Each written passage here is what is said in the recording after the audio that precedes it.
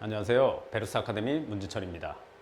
시리즈 첫 번째 영상에서는 전반적인 밸런스 수학 수업에 대한 설명을 드렸습니다.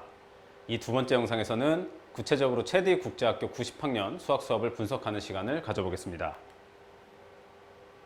시리즈 두 번째 영상의 제목은 90학년 체디 수학 자세히 보기입니다.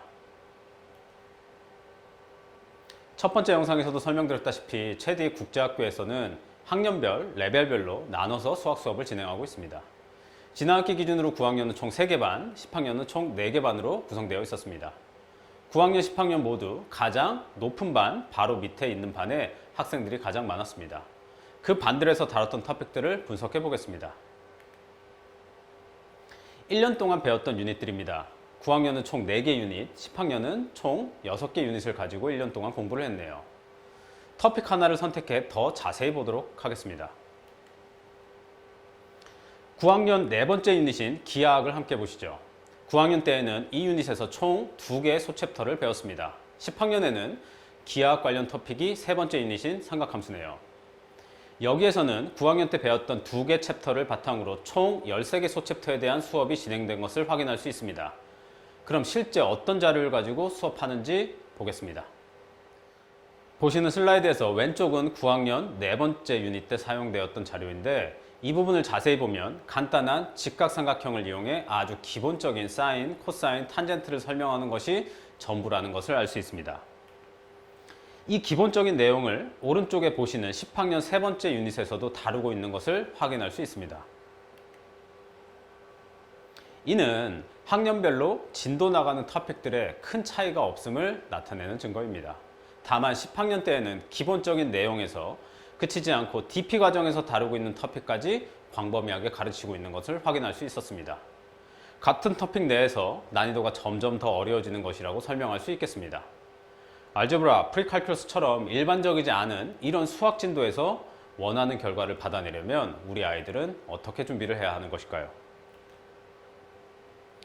미국 보딩스쿨이나 한국 국제학교에 다니는 학생들에게 요구되는 과정들과 그 과정마다의 기본적인 타이밍이 존재합니다. 9학년 때까지 알제브라 2, 10학년 때까지 프리칼큘러스를 마치기를 학생들한테 기대합니다. 이 과정에 못 미칠 때에는 학부모님들이나 학생들 모두 불안한 마음을 가질 수밖에 없게 되는 것도 사실이고요. 반면에 각 학년별로 그 수준에 맞는 과정을 잘 마치면 다음 과정으로 넘어가는 데 있어 많은 어드밴티지도 받을 수 있습니다. 하지만 우리 체딕 학생들은 조금 다른 수준의 과정을 요구받고 있다고 저는 생각합니다. 가령 체딕 9학년 아이는 기존의 틀에서 공부를 한다면 알제브라 2 수준의 공부를 해야 합니다. 알제브라 2에서는 삼각함수를 얘기하면서 기본적인 정의와 더불어 각 함수의 그래프, 그리고 사인 법칙, 코사인 법칙까지도 다루고 있습니다. 이러한 내용들이 매우 중요한 토픽임에 틀림없습니다. 제가 말씀드리고 싶은 것은 이 토픽들을 어느 시점에 어떤 깊이로 배울 건지에 대한 부분입니다. 적절한 타이밍을 갖고 효율적으로 공부를 할 수만 있다면 부족한 과목에 대한 추가적인 공부에도 힘을 받을 수 있다고 생각합니다. 체딕 9학년 학생들은 앞서 보셔서 알겠지만 삼각함수의 기본적인 정의만 가지고도 충분히 커버할 수 있는 내용의 수학 수업을 받고 있습니다. 관련 예제들만 풀면서 말이죠. 시간이 있어서 추가 내용을 공부할 수는 있겠지만 그렇게 되면 다른 과목을 공부하는데 피해를 줄 수도 있고 과도한 시간 투자로 인해 실제 시험에서 정작 중요한 시험 유형 분석에 대한 준비가 소홀해질 수도 있습니다. 그러면 가장 최적화된 타이밍과 수업 깊이의 기준은 어떻게 잡아야 할까요에 대한 물음이 있을 수밖에 없겠죠. 계속 언급하고 있는 삼각함수 토픽을 이 질문에 답을 내기 위해 더 살펴보겠습니다. 체딕 9학년 수학 기하학 과정에서 다루고 있는 삼각함수 개념을 공부하는데 1시간이면 충분하다고 저는 생각합니다. 추가적인 내용, 그 이상의 개념은 즉 10학년 때 알아야 되는 전체 내용 정리하는데 대략 10시간 정도가 더 필요하고요. 그럼 이 10시간을 어느 시점에 어떤 분배를 통해 정리를 해야 하는지에 대해서도 우리는 고민을 해봐야 합니다. 단지 2등분을 해서 9학년 때 5시간을 하고 나머지 5시간은 10학년 때 할 건지 아니면 10시간 모두를 9학년 때 다 할 건지 경우의 수가 굉장히 많겠네요. 우리 베르스에서는 이 부분에 대한 최적의 방법을 찾는데 함께 고민했습니다. 그래서 내린 결론은 다음과 같습니다.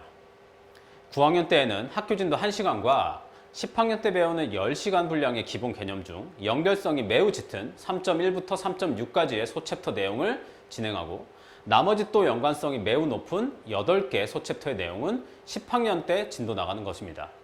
결과적으로는 대략 40%의 내용을 선행하는 것이고 이 비율은 다른 유닛에서는 소챕터 간의 연관성을 따져본 후 다르게 적용할 예정입니다.